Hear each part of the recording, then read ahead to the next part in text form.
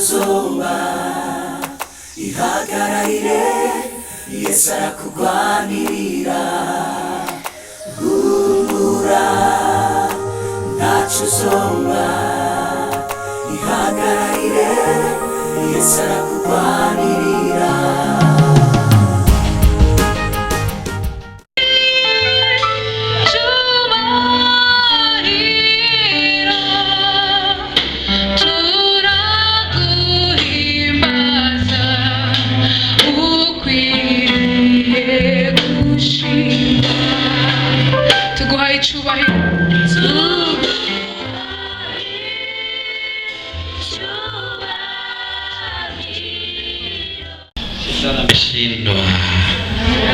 Haleluya. Umuvumo witwa umuvumo w'ubukene cyangwa kudashika aho ugomba mu buryo bw'amafaranga. Urifuza ko utera imbere mu buzima ariko ntibyigeze bibaho, kandi abantu bakubona bakwita uwateye imbere ariko nturashika hahandi wumva ko wotegereje kuba woshitse. Abo mwiganye amashuri angana n'ayo ufise si ubwo buzima bafise, bari imbere gato kukurusha. Abo mwakuranye cyangwa mwadandazanye ibidandazwa cyangwa iki bari imbere, barasede sana. We uragerageza uko ushoboye kose mugabo ntivyigera bitera imbere, ugasanga famiye yanyu ibishomeri nivyo vyinshi kuruta abafise akazi. Ugasanga kandi ubwo bukene ni buri kuri wowe wenyene na grand frere na grande sœur na shangazi na mjomba, bose bameze ukuntu ku buryo ugiye kubaririra baca gucira umugani nguruzi rucaho urundi ruca. Ati natwe nuko, ati papa yari vyarigeze, ati mugabo ubu bimeze, ati naya parcelle barayimuriye, naya modoka barayimuriye. Ugasanga ibintu byose nivyavansa. Umaze kubona ubushomere bwinjiye muri famiye, menya ko hari ikintu kirimo dutegereza kurandura.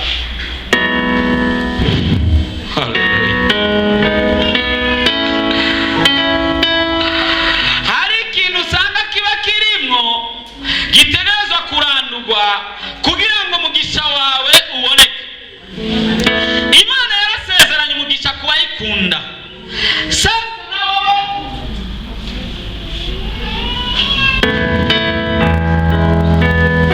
Saidi sana. Imana yasezeranye umugisha kubayikunda. Sasa nawe urayikunda ariko umugisha swat. Sasa ni kwa nini? Ibindi byose wararonse umugore cyangwa umugabo, wararonse abana cyangwa abavyeyi, wararonse mugabo ikintu cyitwa kanoti cyangwa pesa zikaguhunga. Igihe twiga ishure ry'akanoti byari bibaye kuri wowe wenyine, mugabo ubu hoho ntabwo biri kuri wowe. Ugenda no kwa muyomba kumubwira guhe 500, ugasanga nawe yaraje kukurondera kugira ngo umuhe 200.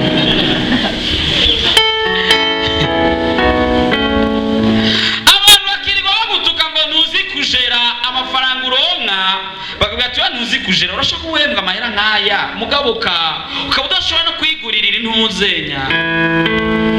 Mu kujera uruwa mbere nta ikintu na kimwe mbere kigenda zero, ugasanga umuvumo warinjiye mu muryango.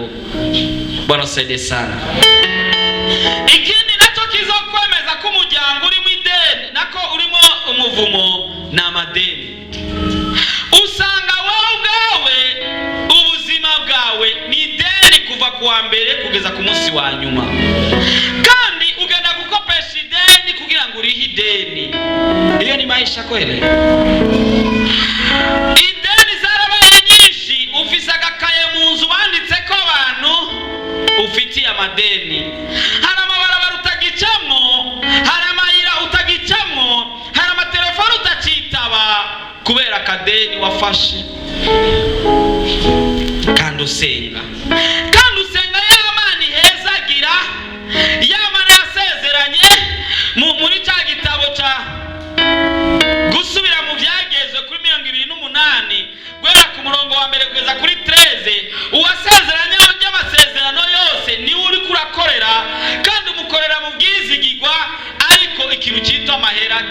ugasanga mu buzima bwawe haba ari umuvumo uri hagati aho hantu, kandi uno munsi ndagomba ko Yesu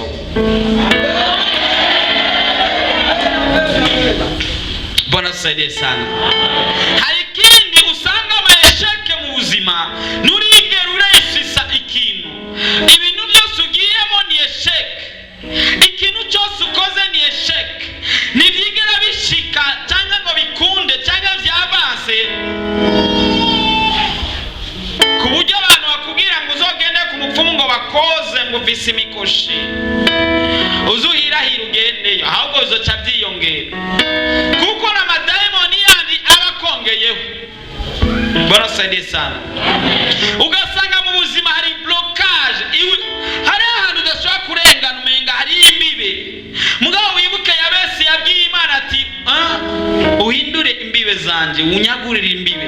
Ugasanga ufise imbibe kanaka, abiwanyu bose nta numwe yarengeje imaniti. Wize ugarukira muri 7e, grand frère agaragaza we yashikiye muri yagarukiye muri 8e, ugasanga uwa mbere muri famille no kwa sokuruza no kwa sukuruza uwa mbere yahejeje imanite, uwo niwe mwita igihangange muri famille, kandi amahera hembwa ntarenga 120,000. Ubuzima rero ugasanga kubera kubura amahera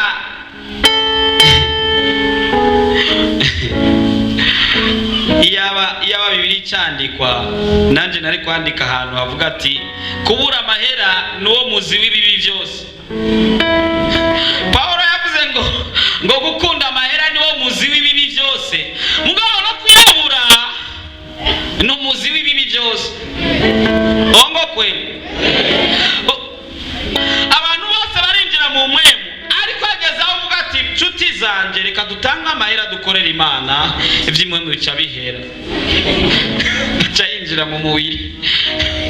Bwana sfesa, ibintu byaba byose ugasanga biriko birinjira mu mablokage. Ikindi nacyo uzobibonera ko ufise umuvumo w'ubukene n'ubunebwe, ukumva udashaka gukora, ukumva umenga wobyuka saa moya cyangwa saa 2 cyangwa saa 3 na saa 4 arabayivyuka. Wa telefone umuntu ukaza wumva yitabye n'ibitirotiro saa 4, wamubaza ati ari bijyanyisha. Hiyo ni maisha kweli? Ubuzima bwa bwino misi ni kulala mpaka saa 4. Uzuvyuka saa 10 y'ijoro uhagarare kwibarabara ubone ngara abantu bazinduka baje kurondera kanoti. Nani sorozo bazaraye zavuze saa 10 y'ijoro bagacengetera bagiye kurondera kanoti. Mugabo karuvyuka saa 11 saa 12 kandi ukakabura. Ariko kandi hari n'undi w'ikinebwe saa moya igera ataravyuka saa 3 saa 4 akacavyukira ku icayi kivyibushe n'urukate amahero n'ikivoka kiraho canke n'ikibleba kiraho. Aho rero n'umujene ahejeje imanite arindiriye ngo se ngazomuha so yararondera guhaye diplome genda urondera akazi ndugu yangu. Undi munsi nabonye umutaxi velo ahejeje LP4, yize amashuri 18 afise diplome agira taxi velo. Uyo nta muvumo agira. Hari umuntu acyari kwibaza ati iyo ni kazi ya chini ya siyo ni lana. Hapana, ushobora kuvyuka karo kaja gukora iyo si umuvumo. Ikintu kizokwemeza kindi umuvumo niyo nubwo bunebwe. Eske muko munavyandika? Muko munavyandika? Ubunebwe ni kimwe mu bizo kwerekana ko ufise umuvumo wo kudatera imbere.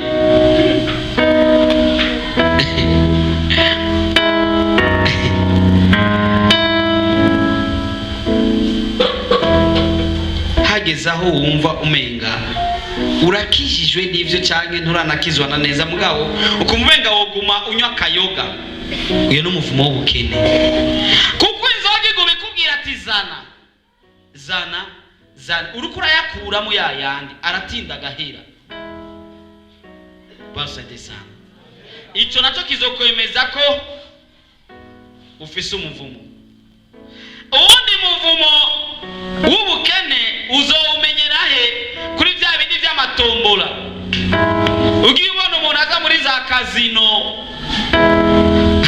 bijya birajya amahera, cyangwa ukazubona rero abahungu biharaje kaho mu gisagara bagira ngo ni muzungu wa ine namba ari muzungu wa ngapi, bakagucanganya ukuntu agatelefone wari ufise kakagenda n'ipantaro wasigaje muhiru kagenda ukayizana bakayijya akamari. Bwana desa narabonye abantu bakina akamari kama parcelle, bagasheti parcelle amakaratasi y'urupango. Harageze n'igihe baza basheta abagore, hari umugabo umwe bari umugore wiwe, uwo munsi umugore akacataye iwabo n'uwo mugabo wundi. Iyo ni maisha hiyo, iyo si tabu jameni, ugo ni ubuzima, uraso umuvumo. Sasa utaendelea lini? Uzotera imbere ryari n'akaparesera warumvise ko wakadandaje muri kazino canke mu kamari? Icyo ni kimwe mu bizo kwerekana ko ufise umuvumo wo kudatera imbere. Bwana desa. Ikindi nacho kizo kwemeza ko iyo famille ifise umuvumo wo kudatera imbere, shangazi, mjomba, kaka mtu, sijui dada mtu, sijui mkubwa mtu na mdogo mtu, bose bakaza kuba ahantu hamwe kuri familia y'umuntu umwe. Witwa Jean, shangazi wawe akamanuka kwa Jean, mjomba wawe yamanuka kwa Jean, sijui mtoto wa shangazi kwa Jean, binamu yake ya shangazi kwa Jean, mtoto wa mjomba wake ya mamake mdogo ya mamake mdogo ya mamake ya mamake ya mamake ya babake mdogo ya babako. Familia ambali ikaza uzoteri imbere ryari? Tuzungumze uzoteri imbere ryari? Hiyo familia ina laana, uwo muryango ufise umuvumo kudazotera imbere. Daboro barataya akazi ruguru, baraje guponda ivyo ari mu gisagara. Hariya umurima wabuze uwurima kugezaho inkukuri utwara kila kitu kinaharibika, familia yote inakuwa maskini. Mu gishingo cyuko uri ruguru yogumya ruguru akarima, uri mu gisagara nawe agakora ibintu byose bigatera imbere. Sasa iyo ni halama cyane ni ikimenyetso cyemeza ko muri uwo muryango hari umuvumo kutazotera imbere. Sivuze ko udashaka kuja kwa mwene wanyu cyane kwa mukuru wawe, kwa mutonya wawe, mugabo familia nzima. Hiyo ni maisha?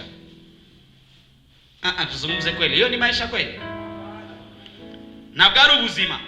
Ibyo nibigaragaza ko aho hantu hari umuvumo wo kudatera imbere. Amen. Ikindi nacho kizokwemeza ko muri yo familie hari kudatera imbere cyangwa umuvumo wo kudatera imbere, nukuzosanga mufise ibintu byinshi cyane bisaba amahera kurusha ivyinjiza amahera. Uwembwa sasa ngani mine mugabo upanze inzu ya 100,000, rasioni 300,000, mineva y'abanyeshuri ni 100,000, ugasanga ibisohoka nivyo byinshi kuruta ivyinjira, bikaca bigusaba kwa murondera amadeni huku na kule. Bwana sade sana, Bwana sade tena. Habakeneye kubohoka kugira ngo Imana igukure muri uwo mugozi wo kudatera imbere. Hii maisha mbona ishi sio yako? Basi wewe ndio ungeishi katika nyumba ile wewe. Ubwo buzimu bayo uno munsi ntabwo ari ugawe, si wowe warukwiye kuba muri janzu, si wowe warukwiye kwa mugenda miguru chini, hapana. Si wowe warukwiye kugendera hali ya chini, hapana. Twanasezerani umugisha ndugu yangu. Sasa kwa nini atupate? Pastor, hujasoma neno. Dusome Mariko 5:25 kugeza kuri 26. Ndakwereka ikindi kintu kigaragaza umuvumo muri famille. Ikintu cyitwa ingwara. Nakwezi guhera batatu muri famille batagwaye. kugira ngo akanoti kavemo kagende.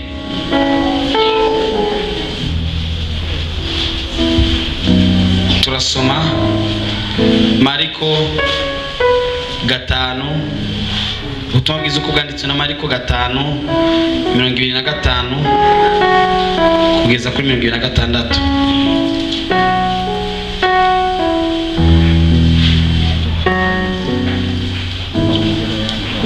Sinza gutevye no musi ndugihanga. Kandi umugore arwaye ubutinyanka yarabimaranye imyaka 12, yababajwe cyane n'abavuzi benshi bamumarisha ibintu vyiwe vyose, abitanga kw'ingemu, ntiyagira icyo bamumarira, mbere arushiriza kugwara. Yatangijyamo ibintu vyiwe byose, nawe uzikora agatongo batakagurishije, ariko ntiyagira icyo. Ngabo byari bikeneye deliverance gusa. Amen. Uno munsi turagusengera ivyo byose byaba byabonetse kugira ngo bigutwara amafaranga bihere.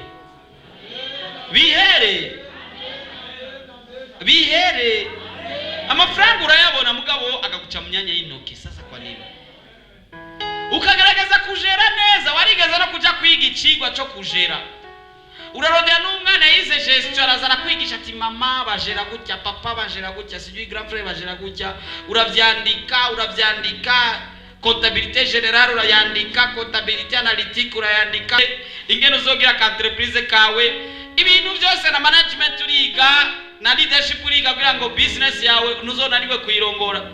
Biranga ni watera imbere. Hari umuvumo uraho hantu. Dusome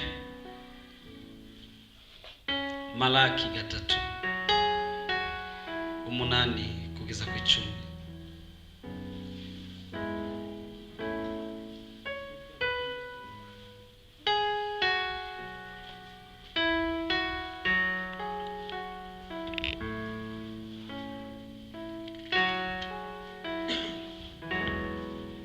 Turasoma mu izina rya Yesu. Ni page 1027 kwa fise Bibiliya y'Ikirundi.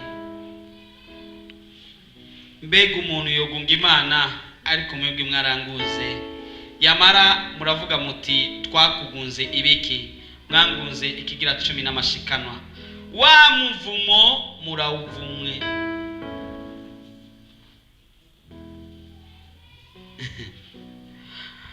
Uzikindi gituma rero umujyango ushobora kuba winjira mu muvumo wo kudatera imbere. Kimwe birashobora kuba byavuye ku masezerano, ugasanga ari bisokuruza ari ibintu kanaka. Mugabe ikindi hari umuvumo umuntu yironderera kudatanga ikigira 10 n'amashikano. Barasedesa icyo kizotuma utera inyuma. Ndashima umwana umwe hari mu rusengero kanaka, amashikano babayatoreza mu kintu cy'igikapo kinini kiriho amahero, hama bavuze gutanga yisanga ataco ashoboye gutanga afise, acagenda muri cya gigapo arinjira yica. Bavuga ati uyu mwana ariko arafise nangaca sabi kofuna ati nukuri je nabonye ndazi Imana inkorera, naho notanga ibyo mfise byose n'impuzu zanje nivyo kwigwa, ahubwo nditanze wese. Ni munjane iyo mugomba, je ndabaye uw'Imana. Haleluya. Ari umuvumo ukurikirana umuntu atazi iyo byaje biva, ataravyiyumvira, ariko kandi byavuye mu kudatanga ikigira 10 n'amashikano. Hari undi muvumo ukurikirana abantu bivanye n'ingene basuzugura Imana. Dufate uhembwa 50,000 na karorero bashaka kuyarenza cyangwa uri munsi. Dimanche hageraho gushikanira Imana wishima ingene indwi yose yaheze, ukacyuyiha 100 francs. Wahembwe 50,000 ku kwezi, iyindi ndwi 100 francs, iyindi ndwi 100 francs, indwi zine utanze 400 francs mu kwezi kose muri 50,000 wahawe n'Imana. Imana ikakwitegereza ikacirabisha kwa naka nawe ahembwa 50,000 mugabo atanga 1,000 cyangwa ahembwa 20,000 mugabo agatanga 200 par exemple, mu kwezi akaba atanze 800. Wibuke wa mutoza kori na wa mupfakazi yatanze bike mu byo afise. Imana ikitegereza ikaraba ati sawa ntacyo, wowe uzogumaho nyene ntuzorengana, mugabo reka uyu ndamuduze kuko afitiye ikimazi, kuko ndamuduze akaronka umushahara wa 100,000 nanje azondugiriza. Bongo kweli sasa ukazorondera ibintu bya bitavansira ukabura ugasuzugura Imana. Imagine nk'ubu turavye ingene abantu tubafate nka komanda wo muri kati wanyu yaba zigamiye umutekano, abasuma bagira babibe akaca ibintu mwene ibyo bose abasuma akaca umutekano, ukatugenda kumushikanira komanda ijana ati monsieur le commandant, ati vraiment mwagize neza mwakitangiye akira sanfra niyo mukwiranye. Kaini yigize umunyabwenge agomba guhenda Imana. Je ugambere ntarasoma neza rijya jambo nibaza ni vraiment mugabo Imana isa niyamuboneye Kaini none niyatanze mu byo afise, mugabo risuzumye neza Kaini yatanze mu byo yarimye sawa, mugabo Abeli yaravye muri bya bindi binuze. Urumva itandukaniro? Abeli yaravye muri bya bindi binuze, Imana yakirishikanwa ya Abeli rwikaini rurajingitwa. Imana imubwira sasa ukitenda vizuri na wasi nitakubariki. Uwo Imana yezagiye abandi bantu bacha kumafshi ya maso umutima cyangwa zaba ngo yatanga kubera yafise. Oya ntayatanga kubera yafise, nuko Imana yamaze kumwigisha, amaze kuva kuri ya nivo yo hasi aduga kuri nivo yo hejuru. Hari shengero rimwe ngaha i Bujumbura, nigeze kwabwira ishengero ry'Ibugande, abashenye shengero bose nta n'umuntu n'umwe yari afise imodoka uhereye no kuri pastori wabo. Hama umupastori umwe yigeze kuza ngaha kutwigisha ijambo, niwe yari kwarashingira intahe acashikaho kuri iryo shengero, asanga umenga ni societe y'abakene, abambaye amashati atabutse, abambaye amashati yabuze isabuni, mugabo ishengero ryuzuye umwuka buzuzwa bikomeye, mugabo atakanoti kari uruzuzwa, mugabo ugashika muhira abana bakagufata ati mama ukuacha chakula, ariko urashaka kuzuzwa n'ubuzima bwawe kandi bukaduga. Acababaza ati none pastor, none gute bishoboka gute muri gisagara muba bakene guhera kuri pastori no kuba Kristo? Urumva ngo datinya kuvuga ibintu by'amahera, nibave bibaza ko twaje kurondera amahera. Apastor turatinya kwigisha ikintu cyitwa amahera, kuko hageza kanoti n'amakesho abamenshi. Nk'ubu novuga nti ndaho umwanya wo kubaza abo bazaba benshi kuruta babajije mu bindi vyigwa byose. Niyo cyavuga ati reka je ndavyigisha, aravyigisha maze abwira pastor ati kuva no munsi tangura kwigisha amahera. Arabigisha amahera n'ingene bakwiye gutunga n'ingene bakwiye gutera imbere mu buzima. Ati naragarutse sanga umukristo hafi nka bose imiduga iparkinze ngaho ku rubuga rw'ishengero. Hari indi eglise ahi Bujumbura sindayivuga, umupastori waho yagize uko yaratinya, bari abakene bakomeye, mugabo umunsi umafata umenga amezi ariko arigisha amahera gusa. Abantu uraza abantu uri kurabigisha amahera no gusohoka basohoka kwa wingi, arabigisha amahera. Uno musi imiduga itonze kuri urwo rupango rw'iryo cengero irengako, kandi bama bamushimiye pasiteri, baheruka no kumubwira intuzenya, barasuye kandi bamubwira intuze kuko kumushimira ingene yaberetse secret yo gutera imbere mu buzima. Bwana asifiwe sana.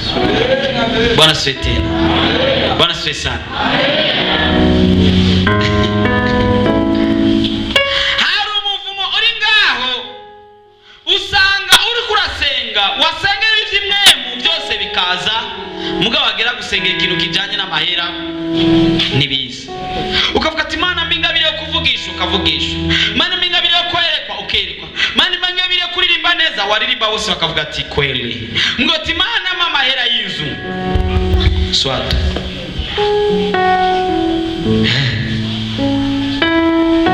ndabwije ukuri kandi muze mumpenyuze amahera nazano no gusenga. Ndabibabwije ukuri kandi muze mumpenyuze. Uzundabira hano hose muri biri hano handitse ati ni wasenga uzoronka amahera. Nukuri nana hamwe. Mugabo handitse ati ni watanga uzoronka. Apandacho mtu ndicho atakacho. Icho wateye nicho uzokwimbura.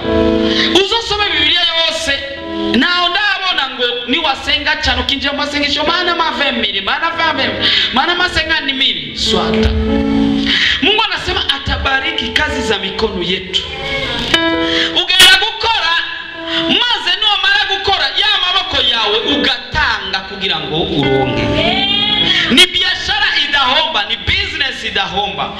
Wakorera Imana nayo ikagukorera, wakorera Imana nayo ikagukorera. Jewe rero ryajambo rivuga riti umubigeragereshe uje sikingerageza kuko naragerageje Imana kenshi ikaba TikTok. Undi musirashinga indaya nari nkeneye ibintu bya 3 million. Nja kwigisha ahantu ku Mutakura hari muri eglise namba yitwa Ngwiki y'Abanyamurenge. Ndigisha nta kanoti nari mfise bariko bagomba kugura ivyo gusakara turatangisha amahera. Mugabo nanje ncanemera amahera mu kwizera kandi nca ndayaronka. Mugabo na amezi angahe yaheze bya bintu bya 3 million byarizanye. Kandi ndazi ko nari kuvugira amafungo ya 3 jours 4 jours 5 jours ntivyari kuboneka. Kandi umpinyuze ugira amafungo ya 21 jours cyangwa 40 jours usabe amahera turabe kuyaronka. Ariko ureka kwisumbuwa utangira Imana urabe kutayaronka. Amen amen. Hari umudada yasobanuye wa munsi w'igikorane ngaha muramubona bavukana na Ruberuto. Yajeje kwitanga ubwo nyine bacara mu telefona ngurosa akazi muri PAF. Ubu ni wakora ama passport yari ya muri PAF. Sasa vyitiki ni TikTok si mambo ya kesho hapana. Ejo ni kera. Hallelujah. Haraba mbejo sikera. Ejo ni kera. Nubu uragomba kugirira neza. Amena. Ngomba mbanze sengere abantu bose bivye Imana. Cyagikomeye nko kuyiba. Hama tuce tuvumura abavumwe wa muvumo. Uvuye kumbure ku miryango, uvuye kumbure hirya no hino, uvuye kubiduze n'ibimanutse, abo usanga ubuzima bwawe buma buri chini. Tangu leo mambo yanze badilika kandi murambabaza. Tora tuwasengera Imana igahezagira mugabo ni mushinga ntara. Murandavyumva biciye kwibarabara ngo naka ngo yararonsa akazi. Ngo naka vyaragenze uko. Mugabo mutushudi ili tushukuru Mungu. Muziko na mana basengeye. Lakini mwa mniombe yake. Mnaniombe yake. Yesu awabariki sana. Ngomba dusenge. Sengera umuntu wese avuga ati papa je narakwivye. Mukigira 10 na mashikano. Ati bana nilikuwa natoa 100 400 ku mwezi. Hari n'indwi zimwe wasiba ugasanga ku kwezi watanze 200 niyo uhaye Imana wishimira kuvyo yakoze ugatanga 200 ukwezi kuzima cyangwa 300. Ayi Imana irikiyumvira waja kwigora uyibwira kabiri kausha ikumviza uwundi afise icyo ariko arayimarira mu gikorwa cyayo ati we byo upfuma. Bwana siwe sana. Bwana swete. Sinari natege kugisha ibi byigira 10 sinzi ngene byinjiye. Kwari ukuvuga gusima ivumo gusa bikagarukira ngaho. Mugabo reka ndagusengera. Kuko uyu mwaka ngomba ko ubu mwaka umuntu ateye akimbura. Punja moja ya mahindi izana mapunja ngahe? Ibihumbi. Amen. Mwingine pastor alisema Imana ni waikorera mu buryo bw'amafaranga nitaguhezagira uraza agenda guhezagira. Reka sengera umuntu wese yivye Imana muri ubwo buryo ahaguruke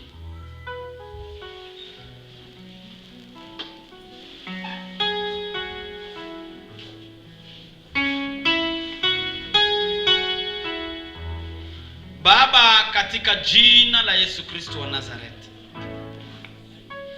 Ninakusihi wewe Mungu ambaye ni Mungu ambaye anasamehe, samehe kila mmoja ambaye amekuiba. Waizi wamejaa hapa, watu wanatafutia sehemu nyingine, ariko bisuma biraha. Papa ndagusavye papa uwahari, amaraso yawe yavuye igorogota abeze kandi abeze gose. Kuvuna musi ico cyane kibe kandi kikibaharugwako ubuzima bwabo bube bushasha. Ndagomba manu wigisha iryo banga ryo gutera imbere. Ni nacyo gituma abantu benshi mu nzu yawe baguma hasi mu buzima bw'amafaranga, ubukene bukabica batazi neza aho bari buronderere umugisha wabo. Yesu ndagusavye ubahezagire, ni mu izina ryawe Yesu Kristo mwami n'umucunguzi wacu, amen.